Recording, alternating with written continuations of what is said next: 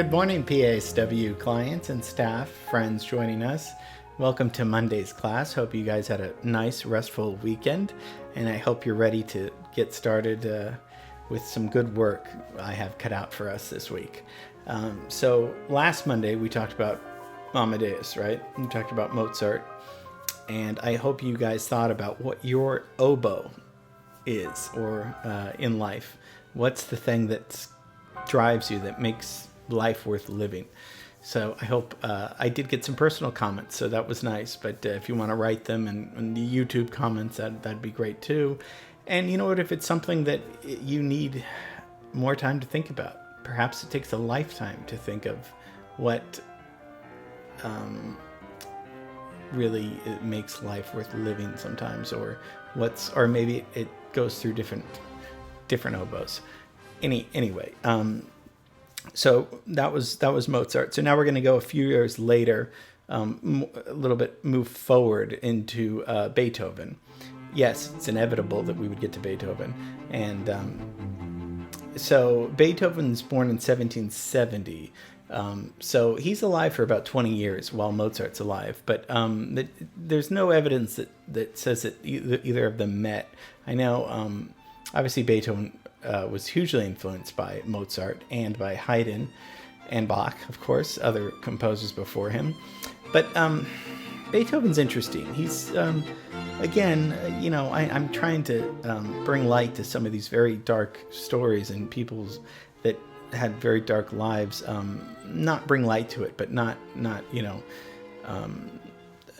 dwell on it. But Beethoven was a very troubled person, probably to say the least. And there's always talk of, does suffering always, make the artist better, or there's always that kind of theory going around. But we'll talk about Beethoven. Obviously, we all know he's a genius and he's a composer, but let's talk about some other elements of that might be more interesting, rather than just kind of listing off, facts as a childhood prodigy. Let's just go through this together. It took me a while to understand Beethoven. I'll be the first to admit that I never liked Beethoven that much. I knew of his greatest works. I knew of Ode to Joy,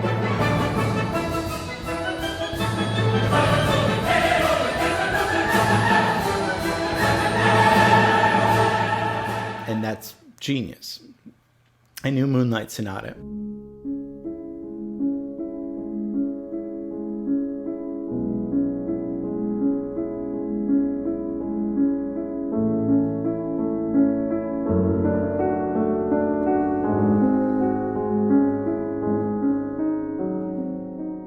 Genius. I knew Beethoven's Fifth.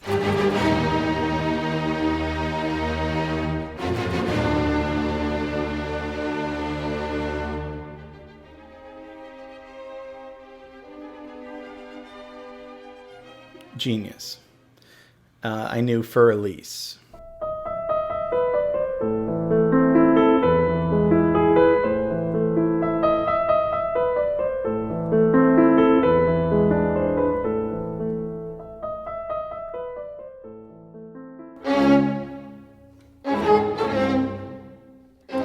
He was a prodigy and had several brothers, and his father was an alcoholic and would beat him when he would play the wrong notes as he was practicing piano or keyboard, and he hated his father. But started making money pretty early on. Around 18, he was making money for the whole family as a musician, as somebody that would improvise on the piano. And it's funny because when I mentioned to Mozart's thing that the piano was kind of becoming a little bit more of a mainstream instrument. Obviously, Mozart had piano concertos, but the harpsichord, clavichord, all these other keyboard things. Beethoven was one of the first composers to really utilize solely the piano as his instrument for composition and for concertos and for sonatas. Obviously, the famous Moonlight Sonata, which was not ever called the Moonlight Sonata. It was attributed after his death. It was simply just Piano Sonata number 14. But that doesn't sell as many tickets. It's a little bit more romantic, and he wrote it for a woman. He didn't have a great love life. Never married. Never had any kids. Was in love with many women that didn't reciprocate or didn't work out, or something like that, or didn't. Phone was disconnected or something like that. So as he's already making a really a pretty good salary living as a composer, he begins losing his hearing in his 20s, and we all know that Beethoven was deaf. Now, obviously, he wasn't born deaf, but in his 20s he starts losing his hearing, and there's some mystery about how that happened. Was it and the consensus is what I've sort of discovered is that it was probably lead poisoning. Now, when he died, somebody took a lock of his hair, pretty substantial lock. They cut it off him off his dead body, and it's sold for 35,000 pounds, I think a year ago or something like that. But because of that, it opened up a lot of insight into Beethoven's DNA, and because of this hair, they think that there might have been lead poisoning is the lead role into the cause of his hearing loss.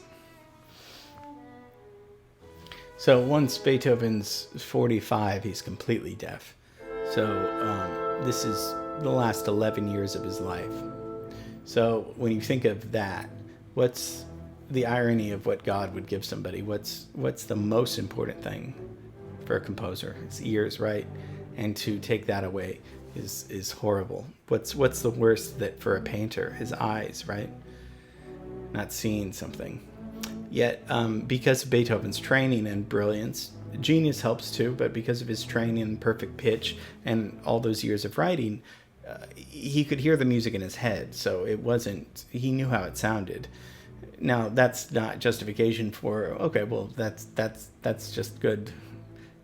That's good enough for him then, right? No, it's it must have been devastating. And also, we hear a sense of anger, and whether it's anger toward him, toward God, if he believed in God, toward society of some sort of, and rightly so. I mean, who wouldn't be outraged that why am I going deaf when he had all these other ailments too? The list was so long I didn't even want to say it because it's just ridiculous. I mean, he was just a sickly. I mean, people back then were, but he was just a very sickly person. And then to throw this deafness on top of it, of course you're going to be mad at life. I mean, that's just human nature to be. And so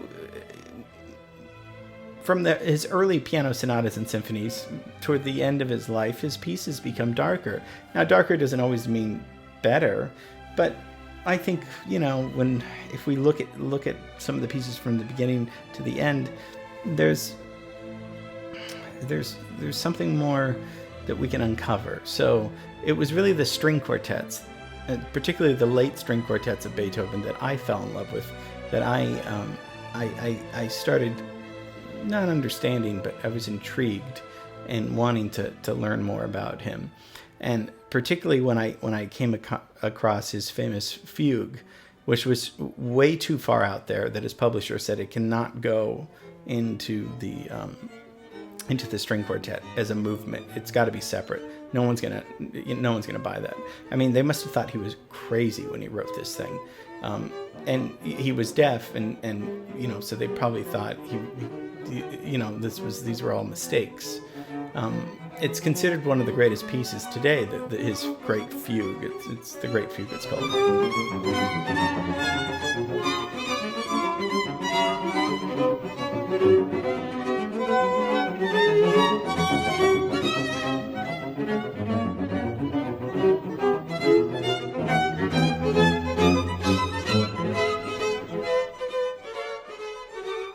But let's back up a little bit. So if he's completely deaf in his 40s, how long can you keep up that charade of pretending that you're not deaf to people that are going to hire you to give you money how often can you make that work? I mean, it's horrible, because and so he would have to start giving up public, performing in public, and he would only see select friends, and he would mostly start communicating in notebooks, which we have today. And I think he was probably already introverted, but then this deafness really forced him to probably become insular and very, very, even more private. So there were probably so many times when Beethoven wanted to give up because of this disability. And I mean, what could be more, appropriate for us to be talking about? A performer with a disability, with this increasing deafness. And what I want to talk to you about is something very, very important, that what Beethoven did, and it's called the Heiligenstadt Testament, okay? Heiligenstadt's not there anymore. It's Vienna. Today it's a part of Vienna. But it was a letter written by Beethoven to his brothers, Karl and Johann, and in 1802. So this is about 20 years before he dies. He dies at 56, which is young now, but that's probably, for his chronic illnesses, that probably wasn't that young. But he writes this Heiligenstadt Testament, and in it he really, and he didn't send the letter ever. It stayed with him until he died. It was found in his papers after his death in 1827, and he dies after his death. So what he says in this is kind of this confession, and he says, "I would have ended my life. It was only my art that held me back. And it seemed to me impossible to leave the world until I had brought forth all that I felt was within me." What do you think about that? He was going to kill himself, but he had more work to do. Something in him, his will, a higher power, something in him said, there's more work to be done, and I have to give it to the world. Now you could say, well, that's the huge ego, and you'd be right. He probably did have a huge ego, but guess what? We're talking about him today. He did have a lot of work to do, and that work is something that we're listening to and enjoying and talking about on this beautiful sunny day right now. We're still, hundreds of years later, we're still talking about him. So, I mean, it's such a there's some will, and we see it in you guys and the clients, the staff does. That you guys keep moving on. You can't give up. I know that sounds corny, but there's something in you guys, in all of us, that tells us we have to stay with this game. We have to stay in this. Somehow we got to do it. You wake up, you show up, you go to work, you practice, you do these things even when you don't want to do them. And that's whether you have a disability, whether you don't have one. So the fact that this Heiligenstadt, this letter, which he never sent to anybody, was this confession and this vulnerability and this sort of promise to his brothers and to the world that there's work for me to be done here. Truly remarkable and heartbreaking. So isn't there work for all of us to be done here? Isn't there work for us to do now? It was only my art that held me back. It seemed to me impossible to leave the world until I had brought forth all that I felt was within me. I'm stunned. I still can't. I think it's so beautiful. So we have a lot of work to do in our lives, and that art, whether it be composing, painting, writing, talking to somebody that needs to listen to, helping somebody on the street, being kind to somebody, all of those are in some ways motions of art. Let it be that is why life is work, why we have work to do here. Well, we need to keep doing good work here. So what a genius he was. And thank you for listening. So let's keep that in mind. What work do we have left? We have a lot of work to do here. Okay. Love you guys. See you tomorrow.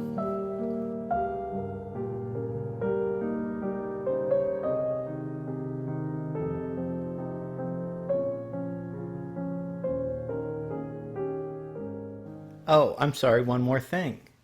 I forgot to give you your homework assignment for the week. After all that beautiful Beethoven and all that emotion, I it slipped my mind. Yes, I'm sorry, but there's homework. We're going to do another film scoring project because you guys did so great on the last one. I was so proud of you.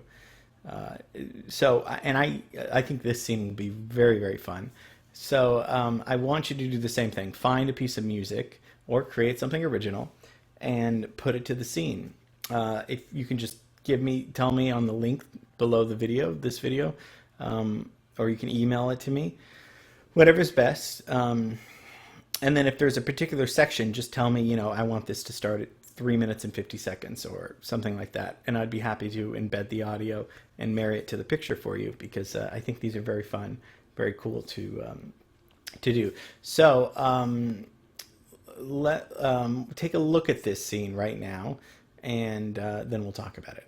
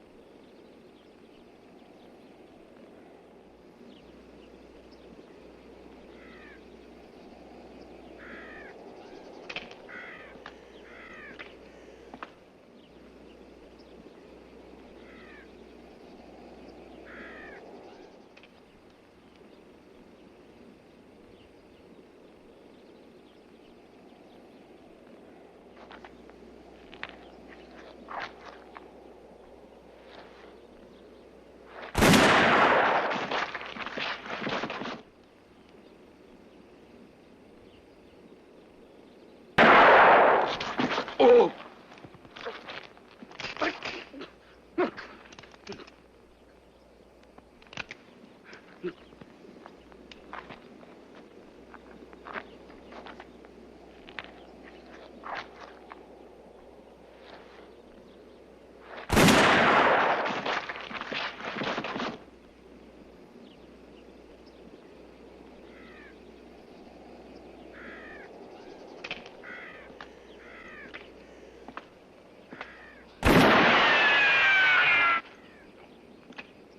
So that scene is from the very famous The Good, the Bad, and the Ugly, directed by Sergio Leone, and this is 1966. And obviously, I've taken the music out. I don't know where it begins. I don't know where it starts, where it ends. I mean, I do know, but you know what I'm saying. So a lot of long shots, a lot of close-ups, a lot of tension, violence, gunfights.